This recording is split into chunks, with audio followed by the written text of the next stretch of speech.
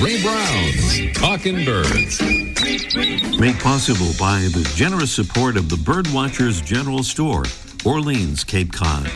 Birdwatchersgeneralstore.com. By Vortex Optics with the VIP warranty.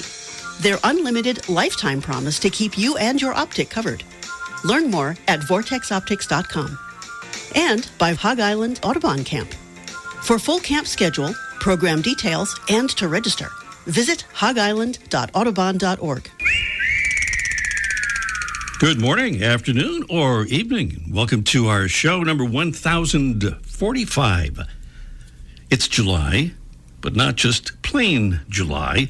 It's plastic-free July, representing a worldwide movement that helps millions of people be part of the solution to plastic pollution by, among other things, thinking about single-use plastics and proactively avoiding them. We'll get some great ideas about fighting plastic pollution in every month of the year on today's show. Right now, we'd like to announce the grand prize winner in our Talkin' Birds Make Your Own Swag Contest 2025 by way of a random drawing which made everybody who sent in a photo eligible to win. And the winner is Madison Carr from East Syracuse, New York. She has won a Vortex Diamondback HD 16 by 48 to 65 spotting scope as our grand prize winner. Thanks to all who entered the contest and sent in all those amazingly wonderful photos. We'll get them all posted on our website and social media pages soon. We have 2 listener-submitted audio postcards today. One from about 70 miles west of Key West, Florida, and starting with one from the southern New England coastal town of Fairhaven, Massachusetts. Here's Mary Nardone and her northern mockingbirds.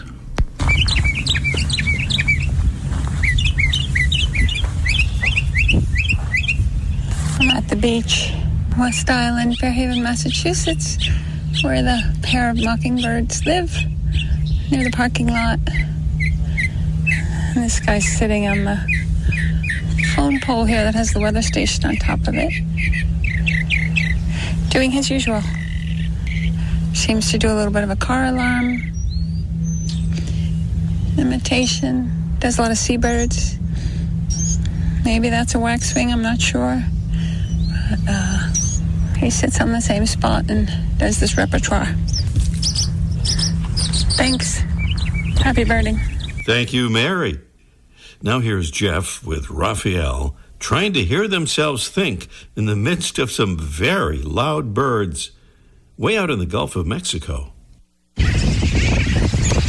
Ray, this is Raphael and Jeff at Dry Tortuga National Park, and you're hearing the sounds of hundreds of nesting city terns and brown noddies. I've also seen roseate terns, royal terns, sandwich terns, ton of frigate birds. It's a wonderful place. Good birding, everyone. Good birding to you, Jeff and Raphael, with tons of terns and frigate birds, too. We're inviting audio postcards from wherever you are, looking at and or listening to birds. Just record a description of what you're seeing or hearing into your smartphone and send the file to ray@talkingbirds.com. That's ray@talkingbirds.com, and let us share your audio postcard with thousands of folks who would love to hear it.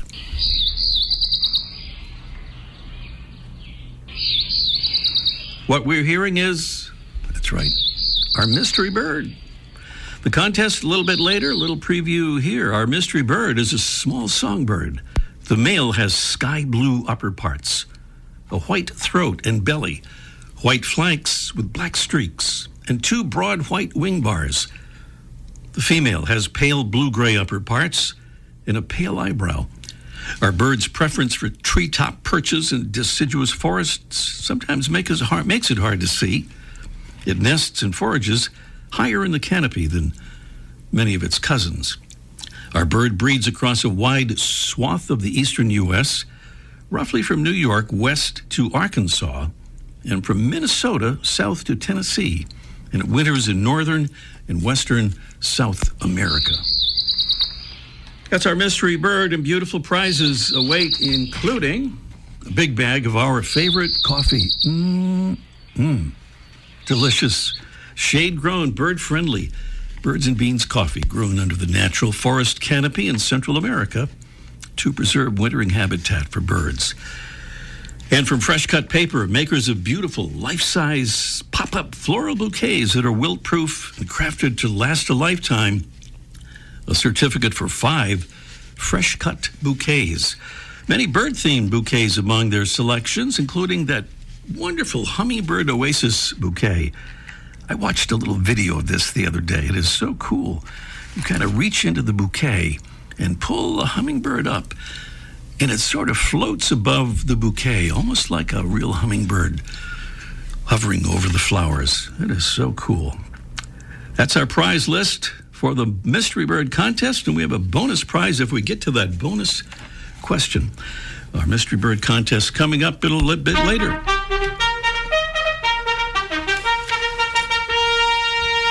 Here's a royal salute to another member of the royal family of our Talkin' Birds audience, helping us to spread the word about the show and about birds and conservation. Thank you to Randall Tatum from Westfield, Indiana. Thank you, Randall. He joins more than 900 other Talkin' Birds listeners in our ambassadors family. If you like our show, please become an ambassador. Help us reach more listeners with the good word about birds and the protection of our planet. To sign up, just go to talkinbirds.com and click on the Get Involved tab at the top of the page. It's really easy to do. That's at talkinbirds.com. Still to come today, we'll talk with Beyond Plastics Digital Director Eve Fox about how we can all join the fight against plastic pollution here in Plastic Free July. Plus, we'll present an almost live from the archive Let's Ask Mike segment with Mike O'Connor from the world-famous Birdwatchers General Store on world-famous Cape Cod. And up next, a very, very, very, very, very small bird is today's Talkin' Birds featured feathered friend. We described today's mystery bird as a small songbird, but compared to today's featured feathered friend, it's downright colossal. That's because today's featured feathered friend is the smallest bird in the world. It's the bee hummingbird, just over 2 inches in length, with a 1.5-inch wingspan. The male bee hummingbird has a green crown and a bright red throat, bluish upper parts, and mostly grayish-white underparts. Females are bluish-green with pale gray undersides. Bee hummingbirds are plump-looking, although they weigh less than a dime, or about half the weight of familiar hummers like the rufous or the ruby-throated. Their nest is about as wide as a quarter, and the eggs are about as big as a bean, a coffee bean. In flight, the bee hummer's wings beat about 80 times a second, but during courtship flight, it's said that speed more than doubles to as much as 200 times per second. The genus name of the bee hummingbird, which is found only in Cuba, is Melassuga, Latin for honeysucker, and most sources say that it owes its species-specific name, Helene, to Doña Elena de Faz, the wife of the Cuban naturalist Don Carlos Booth, who first recognized the bird officially as a distinct species. The smallest bird in the world. Today's featured feathered friend, Melassuga Helene, the bee hummingbird. Welcome again to our show number 1045. July is known for lots of things, including backyards and beaches, and like every other month, birds. It's also known for what it has become in a very important way, and that is as Plastic-Free July. It's a global movement that helps millions of people be part of the solution to plastic pollution.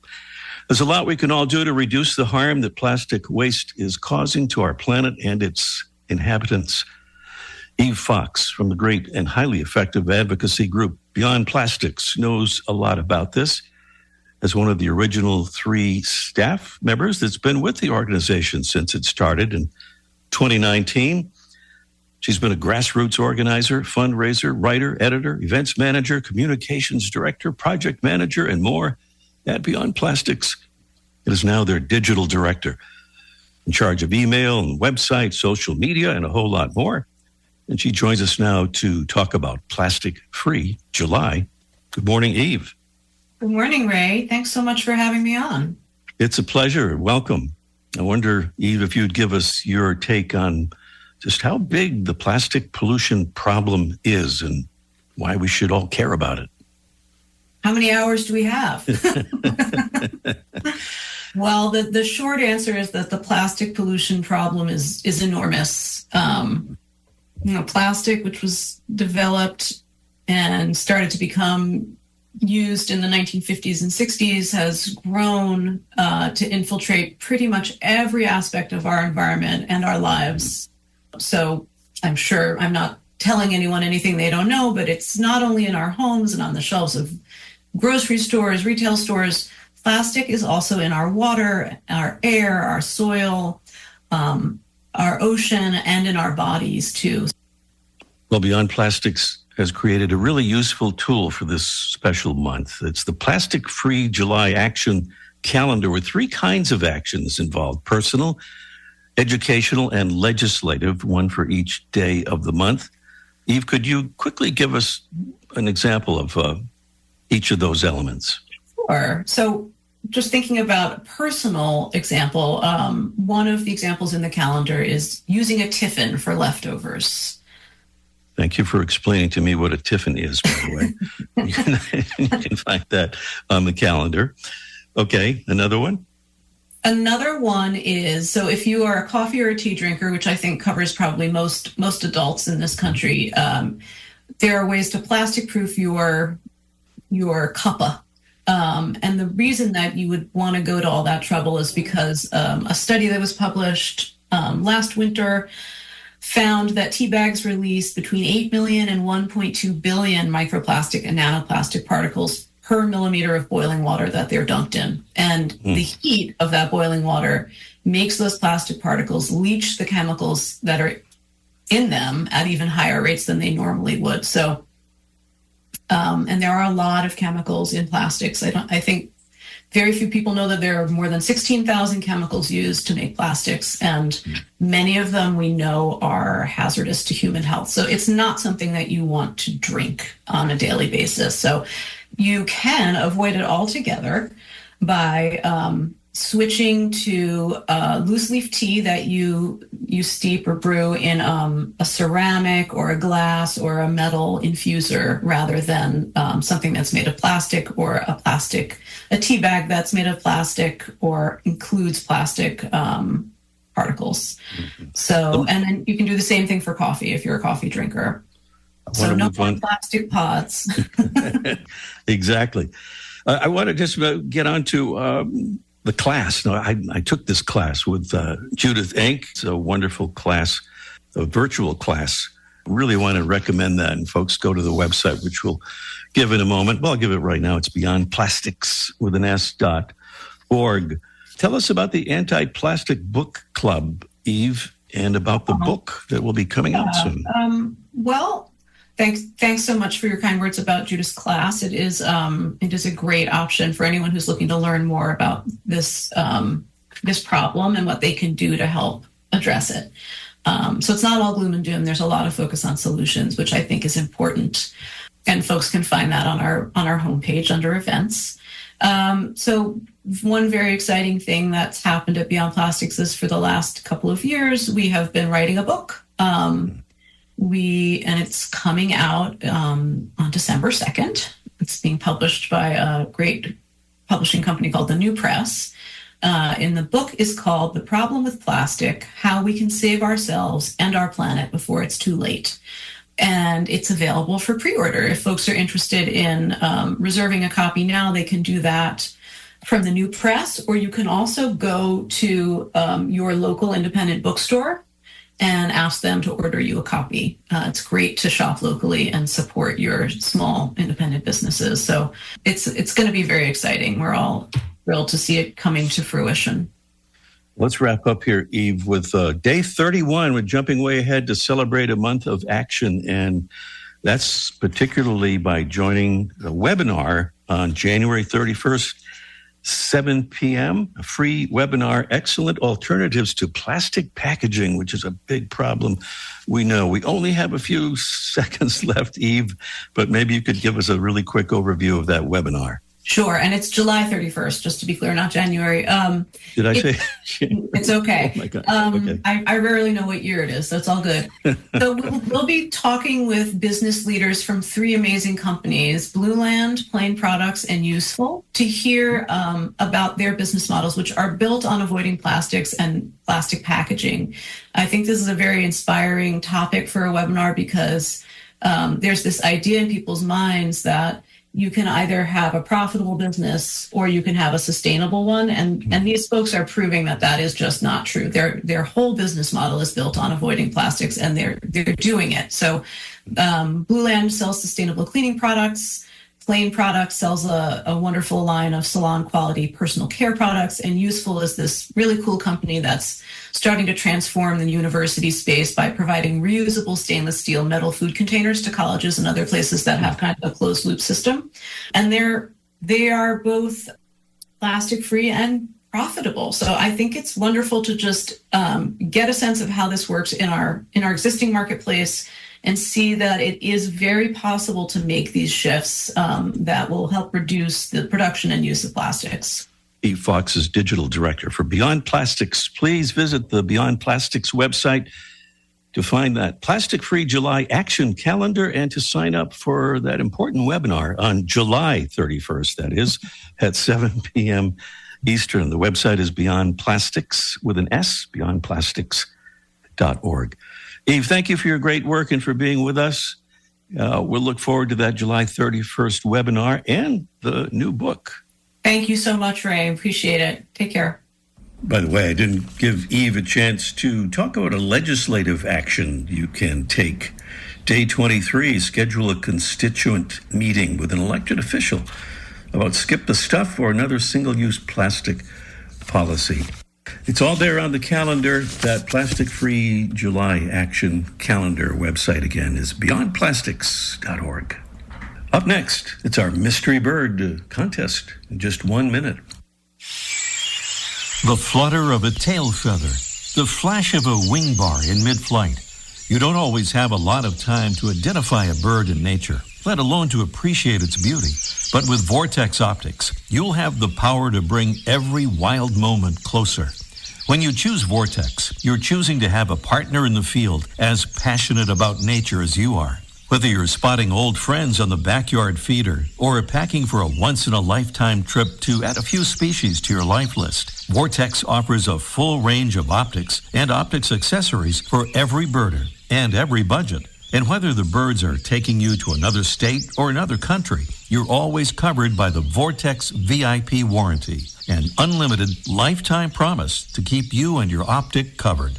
If you'd like to learn more, or if you need help choosing your next optic, give Vortex a call at 1-800-4VORTEX or visit vortexoptics.com.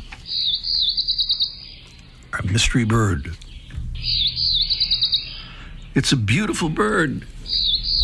A small songbird. The male has sky blue upper parts, a white throat and belly, white flanks with black streaks and 2 broad white wing bars. The female has pale blue-gray upper parts and a pale eyebrow. Our bird's preference for treetop perches in deciduous forests can make it hard to see. It nests and forages higher in the canopy than most of its cousins. Our bird breeds across a wide section of the eastern U.S., about from New York to Arkansas and Minnesota south to Tennessee. It winters in northern and western South America. It's our mystery bird here. Beautiful prizes include that big bag of delicious Birds and Beans coffee. Shade-grown, bird-friendly coffee grown under the natural forest canopy.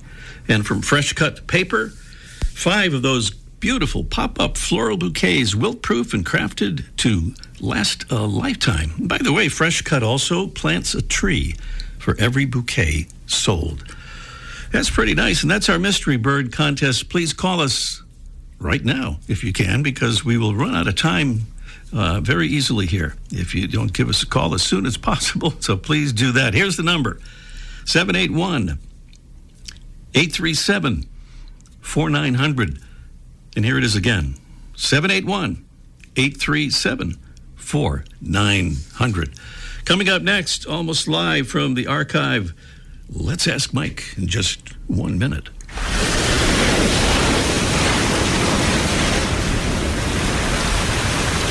Hog Island Audubon Camp has welcomed nature enthusiasts to its shores since 1936.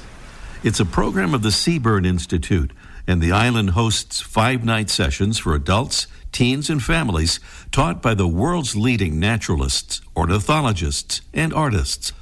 Hog Island campers deepen their relationships with the birds and the ecosystems around them during the island's immersive educational camps. New for the 2025 camp season is Let's Go Birding Together. Scheduled during peak fall migration, this session is a safe space for queer birders to connect with nature and each other while learning ways to foster a similar environment in their community's home. For full Hog Island schedule, program details, and to register, visit hogisland.audubon.org.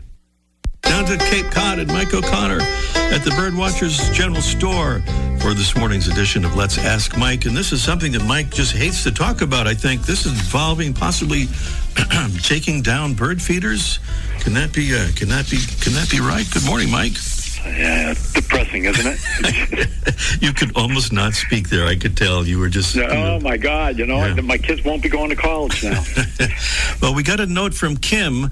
We're not sure where Kim's located, but she says, I'm writing about the finches, house and purple, at my feeders. 3 or 4 individuals, she says, have conjunctivitis. This happens every year. Sometimes the goldfinches become infected. And let's see, she says, I only took one sighting of the struggling birds to change my cleaning habits of the feeders. She now cleans and sanitizes them with bleach regularly. And she wants to know, Mike, if there's anything more she can do. She said she'd rather not stop feeding altogether because so many birds are visiting. And she hates to see these birds suffering. So she's calling on you, Mike. Pressure's on me now, huh? It is. Pressure's on. Okay, well, first of all, the birds aren't going to suffer. The birds, I always tell people the birds were doing fine. They were doing better before we got here, and they're going to be doing even better when we leave. So we just put the feeders out. So it's really for us, for our own entertainment. And this conjunctivitis is what we're calling it. It's a finch disease that started in the early 90s because the finches, house finches, were introduced species from the West Coast, and they picked up this disease, which I think it spread from the poultry industry. And the house finches that we know were kind of, since they were introduced, they all came from the same gene pool, and they're genetically inferior to their West Coast cousins, and they picked up this virus pretty rapidly, and it wiped out a good percentage of, maybe half got wiped out by this disease, and it's not like to settle back down now. It's not as bad as it once was, but it has spread throughout the whole country now. And I always tell people, if you see a bird that's not well, really take your feeders in. You don't have to do it forever. You just need to do it for a few days. Take them in. The birds will be fine. They totally will be fine. There's plenty of food out there for them. It's not like it's the it's not like a blizzard going on right now. Take your feeders in, and the sick bird will either recover, because they do recover from this illness, some of them, and then now they have the immunity, or they'll succumb. But either way, they hopefully won't pass it on, because they do pass it on at feeders and bird baths. So kind of clean that up for a little while. Now, these are finches, and they're seed eaters, so Kim could put out suet for them, or she had catbirds, I noticed in the emails. She could put out jelly or raisins for them. You could put out alternative foods which aren't really necessary finch foods, because that'll keep them away, and the other birds can eat. Or avoid the feeders, and maybe for cardinals, spread some sunflower seeds around the yard on the ground. Cardinals are ground feeders, and they'll be happy to eat off the ground. Just kind of keep it from all congregating in one area until you don't see that bird anymore, or birds, and then you can put them out again. Just pay attention to that. Now, there's a virus out there now that's different, and they don't know anything about that now. So anytime you see a sick bird, Take your feeders in for a few days. The birds will move on, and then they can come back and they'll be healthy. There you go. All right, top quality advice. And then, of course, Mike, after this, you put up even more feeders, right, and buy more bird seed. Well, that's really the key. That's buy all new feeders. Never mind cleaning them. Buy all new ones. All new ones, exactly. You don't want those old, crummy old feeders. All right, Mike. Talk to you next week. Thank you. Sounds great. Mike O'Connor, the famous Birdwatchers General Store. Meanwhile, back to the Mystery Bird Contest one more time. Don't forget, you don't necessarily have to get the right answer to win our contest, because we'll do a drawing from among answers received at 781-837-4900. One more time, quickly, our bird is a small songbird. The male has sky blue upper parts, a white throat and belly, white flanks with black streaks, and 2 broad white wing bars. The female has pale blue-gray upper parts and a pale eyebrow. The bird preference for treetop perches makes it kind of hard to see. That's our mystery bird. What is that bird? Dawn is in Quincy, Massachusetts. Hello, Dawn. Well, I'm going to take a guess. Okay, sure. Eastern bluebird? Did you say an eastern bluebird? That is, we call that a top quality guess there. It's what we call that. But not exactly what we were looking for on this one. But Dawn, thank you so much for trying. Okay. All right. Bye-bye. A guess there for an eastern bluebird. Let's talk to Larry. He's also in Massachusetts in the great town of Scituate. Hello, Larry. How you doing? I'm doing well, Larry. How are you? Great. That's Western scrub jay? A western scrub jay. That is not correct either, as a matter of fact. But another good guess, and we're focusing on the blue here. I can see that. Did you know, Larry? You probably knew this. Did you know that birds never have any blue pigment in their feathers? Did you know that? No, I didn't. That's a little fact there. All the blue in birds' feathers comes from the way light interacts with the structure within their feathers. So that if you took a bluebird's or a blue jay's feather and crushed it, it would no longer be blue. It would be gray, because that structure would be interrupted and the light would not flow through it the way it otherwise would. Just a little thing there about the color blue. Larry, stay on the line there if you will, and we'll get your info and send you some nice prizes there. Thank you. All right. Thank you. That's Larry with the, I was going to say the correct answer, but he was our drawing, was he our drawing winner? I'm getting mixed up here, but Larry, thank you in any case. Jesse will determine who our winner is among the almost correct answers that we have received. Again, the cerulean warbler was the name of our mystery bird, and the identity of our mystery bird. Before we go, just this reminder, and it's about our mystery bird contest, and that is, we'd like to encourage you to listen to the show live so that you can enter our mystery bird contest. We have another caller that we're going to try to take. Maybe no. I guess we don't have time. Okay, getting back to what I was saying. Listen to the show live, and you can take part in our Mystery Bird Contest. And listening live is very easy from any place on the planet. If you just go to talkingbirds.com and click on the Listen button, you will see how to do it. That's at talkingbirds.com, and there is no G in talking. Next week on our show, a special guest from the Cornell Lab of Ornithology will be here to tell us about another cool learning tool from the lab. Thanks to our amazing Talking Birds team, Debbie Bleacher, Freya McGregor, and our producing engineer, Jesse Wilkins. I'm Ray Brown. See you next week. The bird show, I like that. Ray Brown's Talking Birds. Made possible by the generous support of the Birdwatchers General Store, Orleans, Cape Cod. Birdwatchersgeneralstore.com. By Vortex Optics with the VIP warranty. Their unlimited lifetime promise to keep you and your optic covered. Learn more at vortexoptics.com. And by Hog Island Audubon Camp. For full camp schedule, program details, and to register, visit hogisland.audubon.org.